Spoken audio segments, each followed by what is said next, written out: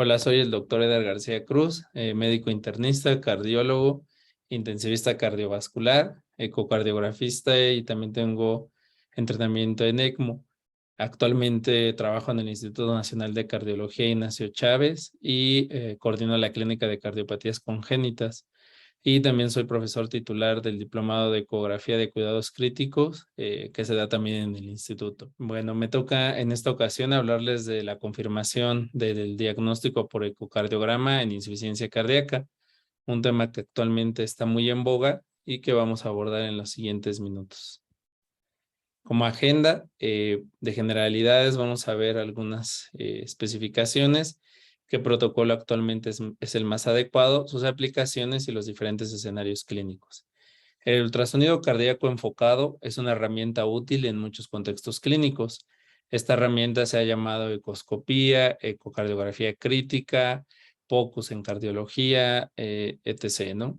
Su desarrollo ha sido exponencial en los últimos años, complementa la valoración clínica del paciente con insuficiencia cardíaca y considero que actualmente todo cardiólogo y todo médico, incluso que vea pacientes con insuficiencia cardíaca, debe de tener entrenamiento o los conceptos básicos de cómo poder realizar un ultrasonido cardíaco enfocado.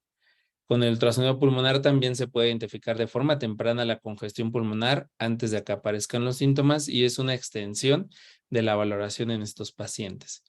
Como vemos en esta diapositiva, tradicionalmente a nosotros nos enseñaron el método de exploración clínica que se basa en la inspección, palpación, percusión, auscultación. Y en los últimos años en las universidades ya han estado enseñando ultrasonografía, que es el método de insonación. Este método nunca va a sustituir la clínica, eso debe de quedar muy claro, sino es un complemento de nuestra exploración clínica y de todo el arte de revisar a un paciente con sus antecedentes, con su interrogatorio y complementarlo con la exploración física, y actualmente la extensión de esta exploración es la ultrasonografía. Entonces eso es importante hacer énfasis porque nosotros somos médicos no técnicos y debemos de complementar todo método diagnóstico. ¿Cómo se debe de realizar actualmente una ecoscopía o un ecocardiograma cardíaco enfocado? Esa puede ser con un equipo de bolsillo, incluso como este que aparece aquí en la pantalla. Puede ser con un equipo más sofisticado de plataforma intermedia como este. Y puede ser con un equipo portátil como plataformas que se utilizan por cardiólogos. No hay tanta diferencia en el seguimiento para ver cómo un paciente ha evolucionado después de una maniobra terapéutica, pero sí ya para causas más avanzadas, como vamos a ver más adelante, cada equipo tiene sus especificaciones. Nosotros sabemos que la valoración del estado de congestión es importante en estos pacientes y que debemos de también saber que muchos de estos métodos que son clínicos tienen poca sensibilidad y especificidad a la hora de valorar el grado de congestión. Por eso se desarrollaron otros métodos que se auxilian del ultrasonido. Incluso la radiografía es un método tardío que refleja cuando francamente un paciente ya está muy congestivo. Y no se diga los estertores, todos los otros datos de congestión. Actualmente con el ultrasonido nosotros podemos diagnosticar de forma más temprana, incluso antes de que un paciente presente síntomas, cuando tiene congestión venocapilar. La valoración ultrasonográfica del paciente con insuficiencia cardíaca es solo con ecocardiografía, pues definitivamente no. Actualmente, como ya les comentaba, no solo es la ecocardiografía. Vean esta propuesta de protocolo avanzado que nosotros hemos hecho en el Instituto de Cardiología. Iniciamos por el ultrasonido pulmonar para ver qué tanto un paciente está congestivo. Después avanzamos al ecocardiograma para valorar función diastólica, sistólica, tanto del ventrículo derecho como del izquierdo, presiones de llenado, valvulopatías e incluso si un paciente tiene derrame pericárdico o alguna otra complicación. Y después nos avanzamos a otro método que está muy en boga, que es el VEXUS, buscar datos de congestión venosa sistémica. Y eso sabemos que actualmente en el paciente con insuficiencia cardíaca es un punto que está incluso influyendo en el pronóstico y tratamiento de estos pacientes y que vamos a ver cómo se valora en las siguientes diapositivas. Debemos de entender antes de pasar a ver el protocolo avanzado, a qué se refiere cada tipo de repercusión en insuficiencia cardíaca derecha, en insuficiencia cardíaca izquierda. La congestión venocapilar es un poco más exclusiva de la insuficiencia cardíaca izquierda. Hay líneas B, hay aumento de las presiones de llenado. El paciente puede evolucionar a disfunción biventricular por esa importante sobrecarga e incluso en una fase más avanzada también dar datos de congestión venosa sistémica. La insuficiencia cardíaca derecha, cuando por diversa etiología, ya sea por un tromboembolismo, un infarto del ventrículo derecho, hipertensión pulmonar o cualquier causa que afecte la función derecha, puede transmitir de forma retrógrada la presión hacia la aurícula derecha y esta transmitirse hacia las suprahepáticas, a la vena cava, y esto es lo que va a ocasionar congestión esplácnica, aumento de la presión venosa renal o lo que actualmente se conoce como tamponada renal. Todo esto pues va a ocasionar derrame pleural, ascitis, edema de miembros inferiores y oliguria. Debemos de entender si la disnea es la primera manifestación de congestión venocapilar en insuficiencia cardíaca. Definitivamente no. O sea, la disnea es una manifestación tardía de cuando un paciente ya se está congestionando. Por eso actualmente, como les vuelvo a comentar, la exploración física, incluso los síntomas aparecen de forma más tardía y nosotros podemos identificar de forma temprana con la ultrasonografía pulmonar cuando un paciente se empieza a congestionar. En esta diapositiva donde vemos la cascada de la congestión pulmonar, vean cómo un paciente, cuando nosotros lo retamos a estrés y lo condicionamos a un ecoestrés o una prueba en banda, podemos identificar cuando un paciente se congestiona, incluso identificar cuando ya empiezan a aparecer líneas B, y este es un dato temprano, y esto lo vemos tanto en disfunción diastólica o en pacientes que tienen insuficiencia cardíaca con FEBI preservada o en insuficiencia cardíaca con FEBI disminuida. Entonces, definitivamente el ultrasonido pulmonar es una herramienta de diagnóstico temprano en estos pacientes. Y vean, la disnea ya es la etapa final, cuando francamente un paciente ya está congestivo venocapilar. Entonces, actualmente el protocolo que se propone es ultrasonografía pulmonar, ecocardiografía y complementar con el VEXUS. ¿Para qué nos va a servir? Para diagnóstico, clasificación, manejo, pronóstico y seguimiento de estos pacientes. El rol del ecocardiograma es bien conocido actualmente en la insuficiencia cardíaca porque realiza un análisis estructural de las causas que están condicionando esa insuficiencia cardíaca, cómo está la función, si tiene una fracción de eyección disminuida o preservada, si tiene parámetros hemodinámicos también alterados y principalmente si hay valvulopatías que esto pueden condicionar insuficiencia cardíaca. Entonces, como ven, pues toda la evolución del ecocardiograma ha sido exponencial en los últimos años. Antes, pues solo era el modo M, luego se agregó el 2D tisular, actualmente tenemos el 3D mecánica ventricular y también 3D y mecánica ventricular en tanto en ventrículo derecho como ventrículo izquierdo.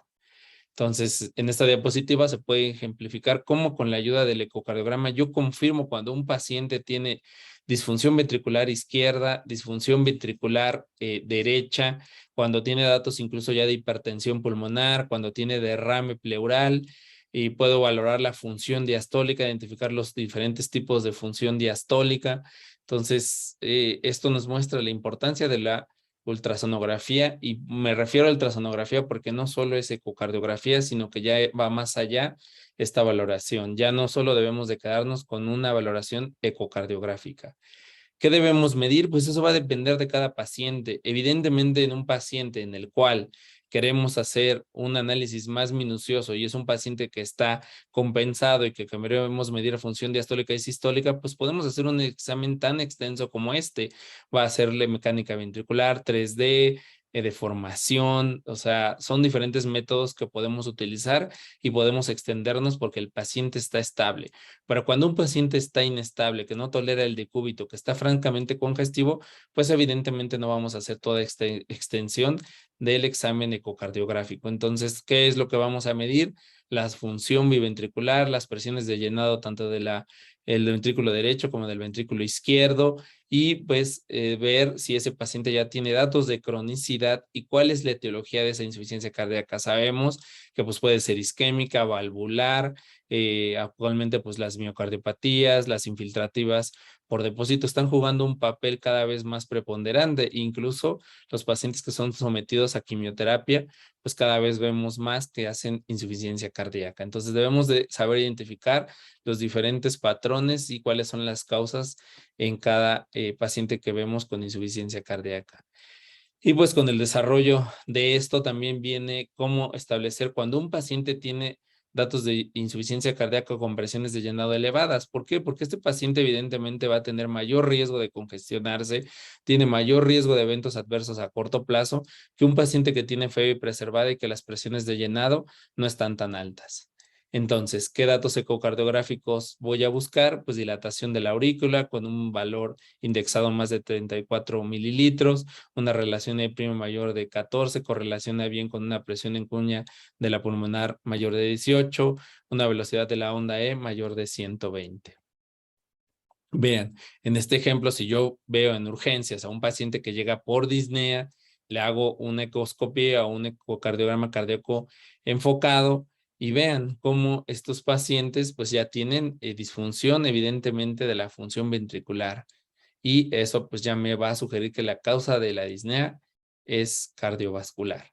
Con el ultrasonido pulmonar, pues yo voy a complementar mi valoración. Vea la sensibilidad y especificidad que tiene este método para diagnosticar derrame pleural, síndrome intersticial, y el síndrome intersticial pues sabemos que hay diferentes causas, pero si yo veo esa disfunción ventricular severa y veo un patrón intersticial, pues muy probablemente la causa de este patrón intersticial sea la congestión venocapilar secundaria a una insuficiencia cardíaca.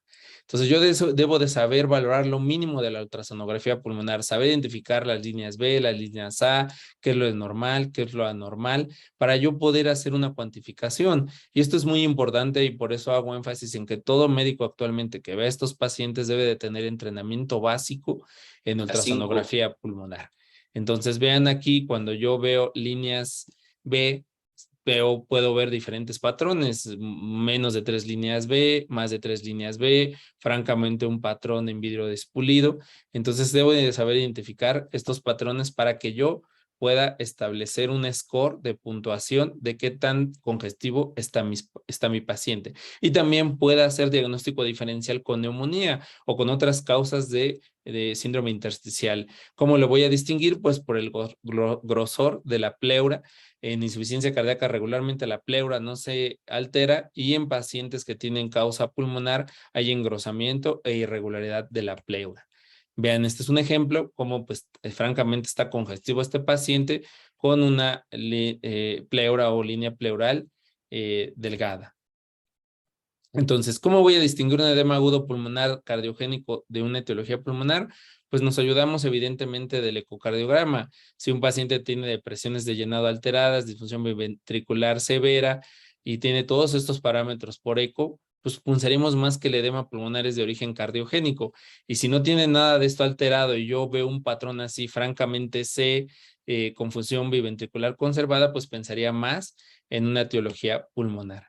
Actualmente se recomienda que para los cardiólogos usemos un protocolo de 8 zonas, no nos debemos de extender tanto a 28, ni tampoco se ha visto que haya diferencia con un patrón de 12 o 16 zonas. Entonces podemos usar el patrón de 4 zonas de cada hemitórax, como se ejemplifica aquí en esta fotografía, y podemos darle una puntuación. Este es el método de 8 zonas, como es el más recomendado actualmente para valorar la congestión pulmonar. ¿Para qué lo voy a usar? Porque pues yo si tengo en un patrón o en una zona de las que ya les comenté con más de 3 líneas B, le voy a dar una puntuación y esto va a ser un patrón positivo para líneas B y esto me va a indicar cierto grado de congestión. Entonces, más de 2 zonas con un patrón mayor de 3 líneas B, eso es igual a congestión o edema pulmonar.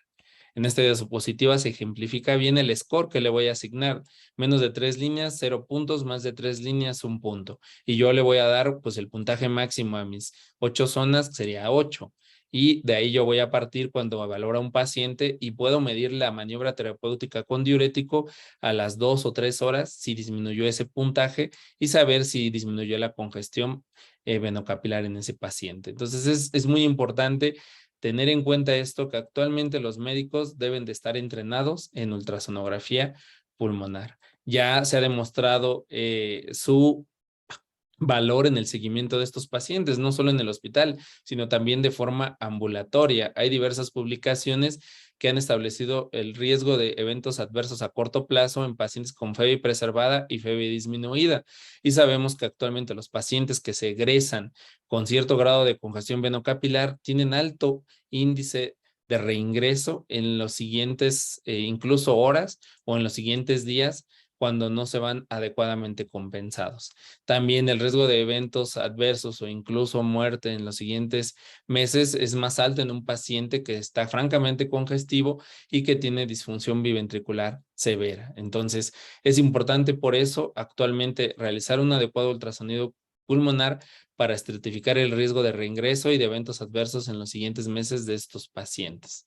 Y es un método no invasivo a la cabecera del paciente que bien que se puede realizar por cualquier médico con un entrenamiento adecuado. Entonces, vean en esta otra diapositiva cómo vemos a un paciente que tiene insuficiencia cardíaca, el riesgo de mortalidad cuando está francamente congestivo es más alto que con un paciente que no tiene patrón congestivo. Entonces, esta es la importancia de por eso valorar adecuadamente a estos pacientes.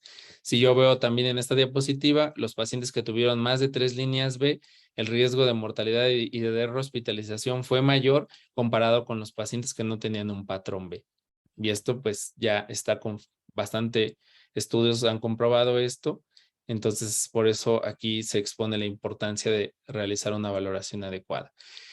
Y para finalizar, pues, ¿cómo debo de complementar mi valoración con el VEXUS? Actualmente el Doppler renal tiene un valor pronóstico en síndrome cardiorrenal.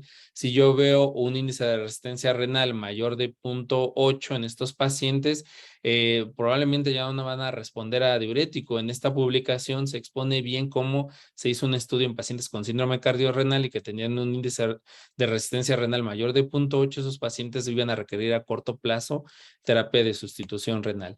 Y esto específicamente hablando del VEXUS, que valora la vena cava, qué tan dilatada está la vena cava, el patrón de flujo de las suprahepáticas, el patrón de flujo de la portal y el patrón de flujo de las venas renales, pues podemos nosotros identificar cuando un paciente tiene cierto grado de congestión, y esto sabemos actualmente que nos puede guiar nuestra terapéutica para descongestionar con seguridad a estos pacientes y que tanto van a responder al tratamiento con diurético. Entonces, como ya les decía, el aumento de la presión de la aurícula derecha puede transmitirse de forma retrógrada a estos sistemas y ocasionar congestión venosa sistémica. Vean que no solo puede ser por medir la vena cava, actualmente medir la relación EA en el flujo transtricuspidio puede también indicar cuando una presión de la aurícula derecha está aumentada, y esto lo complementa con la relación E', que si es más de 6 nos va a indicar aumento de la presión de la aurícula derecha. El flujo de las venas suprahepáticas, como ya lo vimos, cuando se vuelve con una onda reversa, puede también indicar ya cierto grado de congestión, y el flujo portal, cuando nosotros lo vemos así pulsátil, francamente, también ya indica una congestión severa si tiene más de 50% de pulsatilidad. Y este es más fácil, valorar el patrón de las venas renales siempre debe ser un patrón continuo como este, pero cuando nosotros ya lo vemos francamente monofásico, que diga bifásico o monofásico, es ya un grado avanzado de congestión renal, y esto pues sabemos que en síndrome cardiorrenal también es de valor pronóstico en todos los pacientes que tienen insuficiencia cardíaca y síndrome cardiorrenal.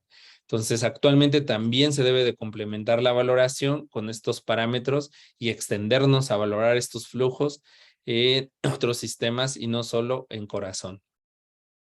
Que es un ejemplo muy claro. Paciente, pues si yo veo así, con esta movilidad y lo veo congestivo, pues pensaría más en disfunción sistólica y congestión venocapilar secundaria a un problema cardiovascular. Si yo veo esto en un paciente que llega con crisis hipertensiva, pues muy probablemente sea la causa la disfunción diastólica con aumento de las presiones de llenado. Entonces, pues yo creo que aquí nadie le queda duda que si yo hago un ecocardiograma y veo esta función, pues evidentemente este paciente pues tiene datos de insuficiencia cardíaca y me toca ahora valorar qué repercusión tiene en otros órganos. Y como mensajes para llevar, para finalizar, el ecocardiograma debe de realizarse enfocado al contexto clínico del paciente, muy importante, no extendernos si el paciente está inestable y no nos lo permite. Es un estudio complementario que nunca va a sustituir la clínica, útil en el diagnóstico diferencial, seguimiento y respuesta a tratamiento, que es otra de las aportaciones actualmente, y más aún el rol pronóstico en insuficiencia cardíaca. Y debe de ser realizado por médicos con entrenamiento. También consideraría que este es un punto fundamental, porque lejos de ayudarnos, si un médico no está entrenado, nos puede confundir más. Muchas gracias.